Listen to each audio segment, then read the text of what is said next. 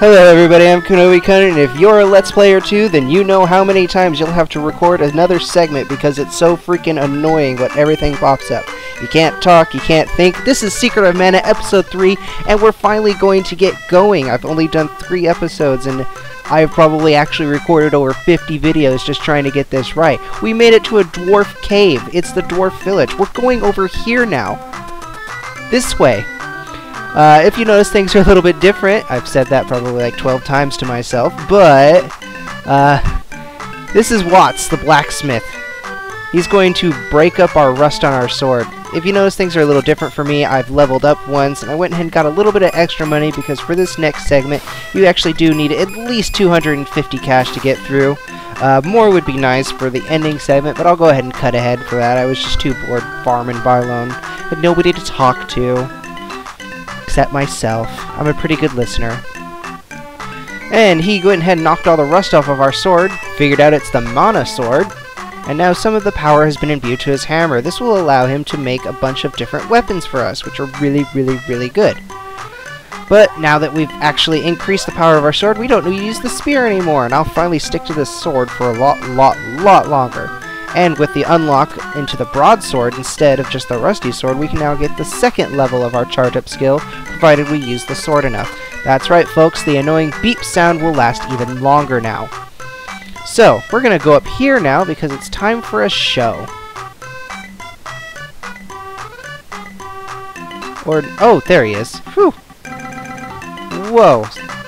Don't know what that was about, but I appear to be getting a little bit of slowdown.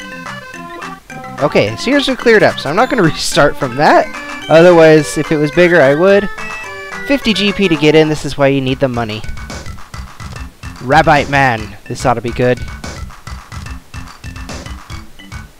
Cheat! It's a cheat! You, pipe down! Now here's something actually important, is this little guy. Isn't he so cute? He's tiny. He kicks. He's got the fury of a tiny thousand suns. This poor child has a 50,000 gold debt to pay off. And he's here working off the debt bit by bit. How did he rack up that debt in the first place? That's a lot of gold. And asked for a very pricey 100 gold. If you don't have enough gold, they'll actually say, despite only needing a tiny bit, he'll say poor people aren't that much help, won't take your gold, and you don't get your 50 gold back, and you have to go hunt more gold. The guy was even crying. I was not crying, I was sympathetic. Anyways, you can sneak around the back here like this, you'll get to hear their whole cheat stories. Wait a second, he's not tiny and cute at all! Oh, he kinda is still. Did you just overhear what I said? Please forgive us, this child really is a sprite child. At least they didn't lie to us, but they made him tinier. That is kind of a good idea, except you're cheating, and you're stealing people's money. And how much business can you get? You're inside Gaia's navel. It was a bitch just to get here. Thankfully, we get all of our money back.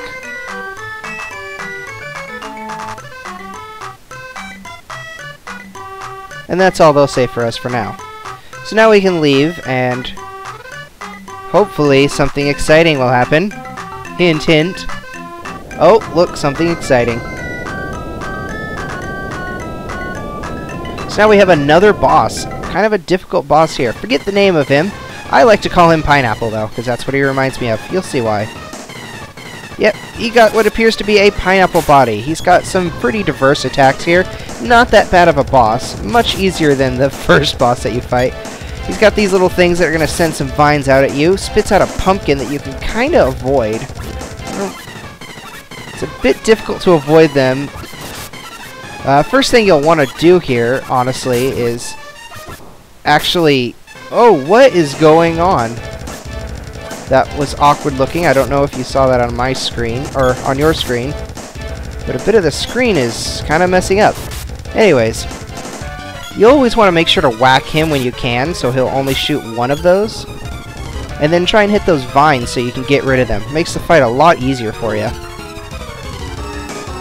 And then all you gotta do here is time it right, make sure you hit him when he just comes out, Oh, I don't know. Everything seems to be glitching right now. Thank goodness I've got this new armor on. Increased my defense by a lot. I got a new helmet, and everything just appears to be glitching right now. Oh my goodness. This is a terrible boss fight. Ow. So yeah, just keep whacking him. Eventually he'll die. You can charge up if you'd like. And I don't think those pumpkins ever not explode afterwards. Yeah, 50 damage. All in all, this should be a pretty easy fight if you leveled up a bit and got some armor. Not much else to say here except playing rodeo here, or merry-go-round with a pumpkin. Ow, pumpkin wins. And after so many whacks, he just goes down, and like every villain in every RPG ever, they all spontaneously combust. It is amazing, and I hope this never changes. Every boss defeat requires sparkles and a victory pump. Let's hear it for the main character.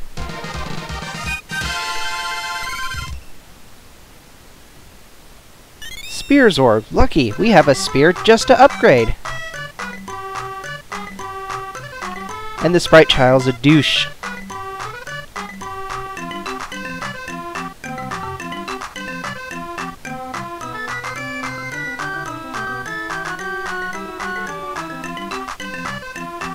Tropicalo. Yeah, that's why you remind me of Pineapple, because his name is actually Tropical.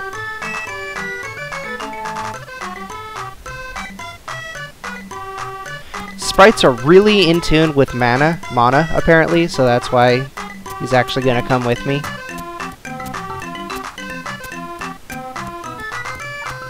So there's a palace underneath the dwarf village here, but we can't go there yet. That's going to be a little tough. So let's just go ahead and talk to him. Doesn't actually have a name, but I'm going to name him after my friend here. His name is Jackson. He'll be joining me later in this LP, so hopefully that'll be good. He'll be playing this character as my third player has decided to play the other character we'll be getting eventually. So now we finally have a second character, but unfortunately my friend is not here to play with me at this moment. There will be later videos, I promise.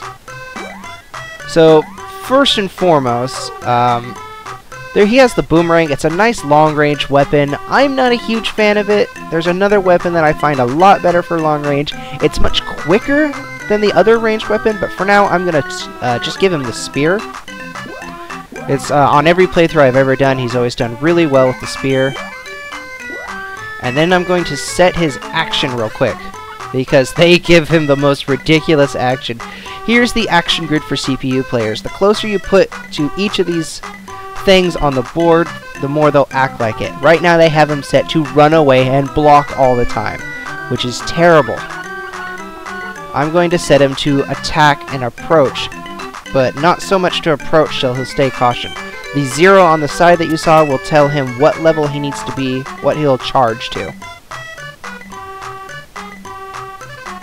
Eleni, this is why we can't actually go to the palace right now.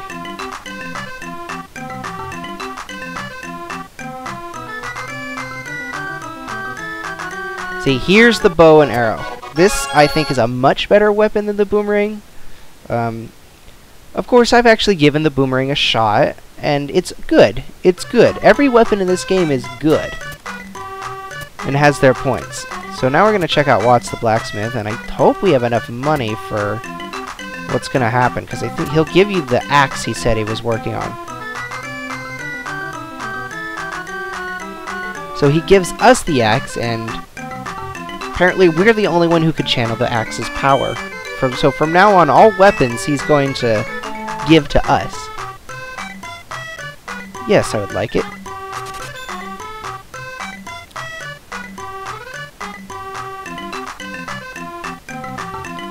So thankfully, we're not going to have to go through the entire Gaia's navel. It's going to open up a shortcut for us, and now we'll be able to go through from another part of the cave, which I didn't go through the first time. Now, we also need to upgrade the spear real quick. All weapons will be in color. Oh, see, this is why I needed more money. Okay, well, by next video you'll be able to see that the spear will be forged. I promise that. I'm actually going to stop here. Today's going to be a pretty short video, but I just wanted to get to my second character. So here he is, Jack. You'll eventually be meeting the person behind who's playing Jack. Sprite Child's going to start at level 1. Here's a new character that I'll give before I go. This is Neko, or Nico.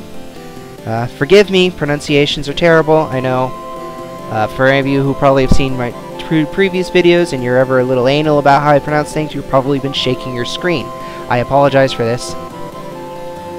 Nico is a traveling salesman. Save your game, buy and sell stuff to him. The problem with buying stuff from him is that they're ridiculously expensive. They are double the price of what he sells. So here, I'll just give a brief explanation of all the items in the game so I don't have to do it again. This is equipment. The character's face lets you know who can equip it. There's 3 different kinds of equipments: helmet, armor, and bracelets. Candy restores 100 HP. Chocolate restores 500 HP. Royal Jam restores all your HP. Fairy Walnut restores 50 MP. Medical Herb cures almost any status ailment. Cup of Wishes restores a party member. And a barrel you put on your body and walk around like Solid Snake, avoiding every single enemy on the field until you attack and take off the barrel. Believe it or not, in one point in this LP, I will be using the barrel because it's ludicrous where you have to go through. But I want to thank you all for watching me right now. Go ahead and save our game real quick. I'm going to see you next time. Sorry for such a short video. I hope you guys found this equally as entertaining. My other videos must have actually been pretty long. A little bit of slow down there. So, thankfully, we got a big chunk of this done, and hopefully by next LP I'll be able to bring in my friend by next episode. So, thanks, I'm Kenobi here, and I'm going to see you next time. Yep, bye now!